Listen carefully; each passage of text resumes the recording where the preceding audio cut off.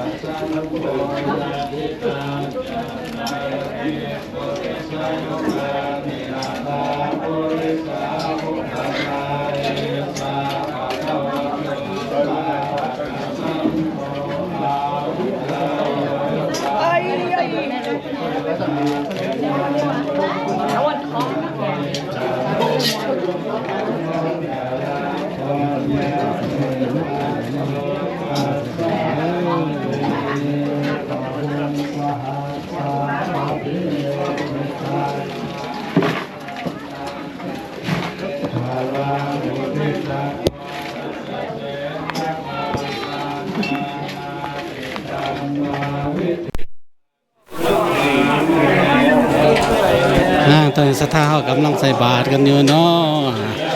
ศรัทธาก็หลายผู้หลายคนอยู่แดนเบื่อนี่มีบ้านใหญ่วัดใหญ่เด้อใส่บาตรก็บ่แม่นน้อยๆเนาะใส่บาตรก็ผู้ก็ตั้ง2 แถวแถวละ10 หน่วยว่ามาใส่บาตรนำกันไปเนาะหลายคนก็ค่อยใส่ค่อยไปเอากันไปเนาะมีตั้งแถวซ้ายและแถวขวาเนาะ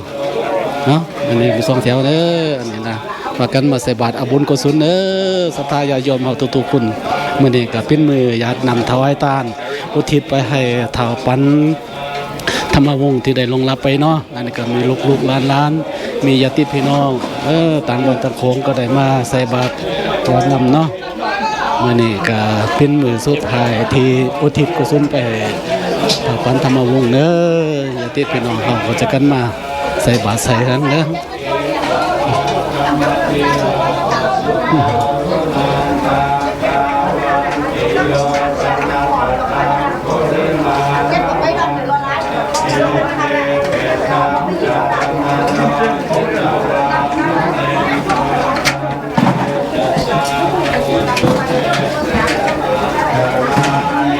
มาเบื้องซ้ายเบื้องขวากันเนาะอันนี้ก็อยู่ทางเบื้องขวานี่แล้วก็มีลูกหลานและแนะนำมาใส่บาตรนำกันเนาะบาตรกันเนาะเป็นกุศลบุญทานนำกันญาติพี่น้องลูกหลานเลยใส่บาตรอาบุญนำกันเนาะ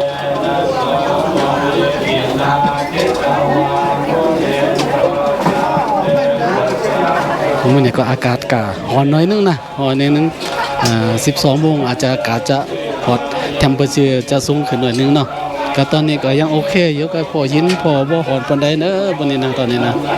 ยังพอโอเคอยู่แล้วอากาศก็พี่น้องต่างบ้านต่างเมืองต่างรัฐกลับมาหลายคนอยู่อันนี้นะ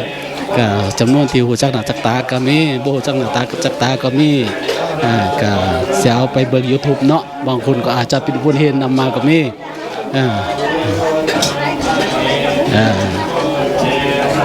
แอปพี่ YouTube กับเบิ่งเนาะเพราะว่าทิปของผู้ค้าเนี่ยอาจจะผิดพลาดประการใดก็ขอโทษฟ้าอภัยนำเด้อเพราะว่ากำลังเฮ็ดใหม่กำลังเฮ็ดใหม่แต่เฮ็ดได้โดนแล้วแต่ว่าก็ความสิกับความสำนิสำนานก็ยังบ่ปานใดเท่าเนาะเพราะว่าบ่ได้ถ่ายหลายเพราะว่าบ่มีเวลาเนาะยังบ่ได้ถ่ายหลายเท่าเนาะเพราะว่าถ่ายเอาเป็นบทเรียนซื่อเด้ออันนี้นะคอยพยายามเบิ่งพยายามเอาซะ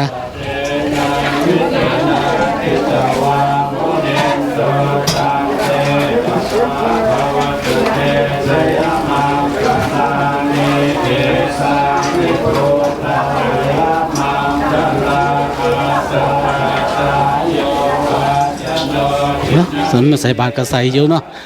ใส่บาตรกันไปเนอะแล้วก็จำนวนหนึ่งเขาจะก็เอามาถอกนี่มาเก็บเนาะอันนี้มาเก็บมาเป็นเงินนะอันนี้กันนะหลังจากถอกบาตรแล้วก็เอามาเก็บไว้ที่นี่มาทอนเงินได้เท่าไหร่เก็บรายละเอียดเนาะมักไม่มักตอกบ่เป็นเทนบ่ก็เอาเก็บไว้บ่นึงเนื้อหาเป็นเงินบ่ก็เก็บไว้บ่นึงเนาะอันนี้ก็ต้องมีเฒ่าแก่แล้วตั้งแม่ครูแล้วก็มาซอยกันไปเนอะนี่นะเนาะซอยกันไปซอยกันเอาอย่างหลายคนเนาะศรัทธาเราหลายคนอยู่ยังกำลังใส่บาตรอยู่ใส่บาตรกันไปเด้อพี่น้องเอ้ยเอาบุญเอาศีลนำกันเป็นบุญกุศลนำกันนำเด้ออย่าบุญกันไปใส่บาตรนำกันไปเนาะถึงมาใส่บาตรใส่ยังอยู่โอ้พี่น้องเฮาก็หลายผู้หลายคนหลายบ้านหลายหน้าหลายเมืองรัดแล้วก็ได้มาใส่บาตรโฮมกันเนาะกินบุญกินทานนำแม่กองธรรมวงศ์แต่ตั้งกองกุศลไปให้ถ้าปันธรรมวงศ์ที่ได้ลงรับไปแล้วเนาะก็ยังมีญาติพี่น้องก็ตั้งบ้านตั้งเมืองแล้วได้มาโฮมกินโฮมทานนำมาเป็นกุศลบุญทานนำกันเนาะแต่เป็นพี่น้องกันเด้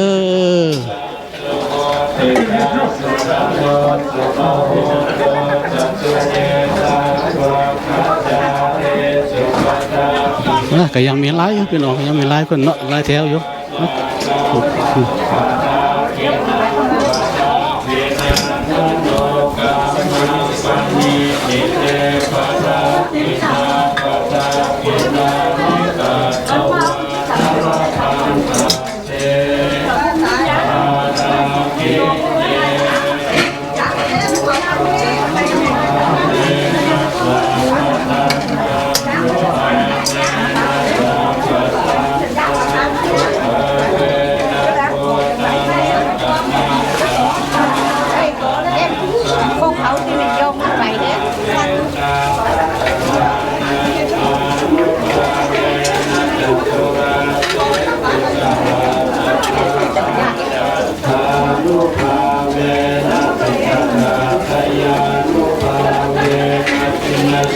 สังขารบนกระสุนมุ่นก็ไก่จะจบแล้วเนาะแต่ว่าคุณเล่นคิวตักบาทนี่ยังยาวแถวยาวอยู่เนาะเพราะว่าหลายคนเนี่ยนะหลายคนมีหลายบ้านหลายเมืองก็มาห่มมุ้นห่มกินห่มทานนั่นก็ยังตัวแถวกันยาวอยู่คุณตักบาทนะแต่สังขารสุดมุ่นเนี่ยก็ไกลละไกลละมันอีกหาหน้าที่กับสังขารสุดมุ่นก็อาจจะจบเนาะแต่ว่าศรัทธาใส่บาตรนี่ยังยาวอยู่เนอะยังยาวอยู่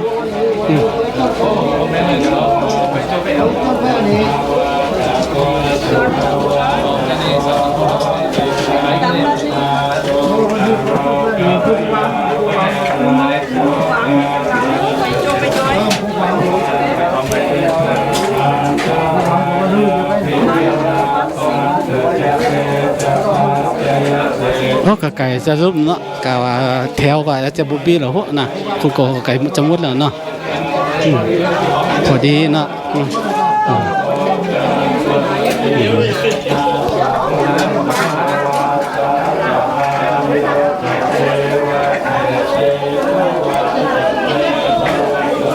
มือกล่องก็จะได้สต็อปแล้วก็ไปใส่บาตรเด้อก็ขอมุกเข้าใจเนาะทิปนี่เป็นทิปใส่บาตรเด้อ